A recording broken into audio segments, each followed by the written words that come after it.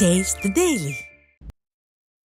கன்னியாகுமரியில் வார விடுமுறை நாளான ஞாயிற்றுக்கிழமையை ஒட்டி ஏராளமான சுற்றுலா பயணிகள் கடற்கரையில் குவிந்தனர்.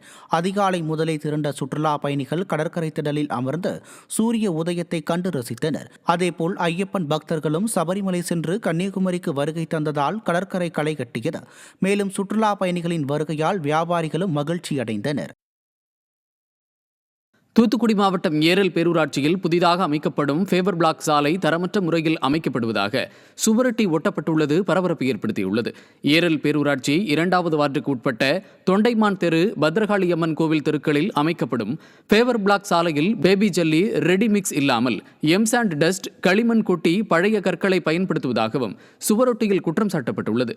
இந்த நிலையில் திமுக அரசின் அதிகாரிகள் இனியாவது பணிகளை ஆய்வு செய்து தரமற்ற சாலையை அகற்றிவிட்டு புதிதாக அமைக்க வேண்டும் என்று பொதுமக்கள் கோரிக்கை விடுத்துள்ளனர்.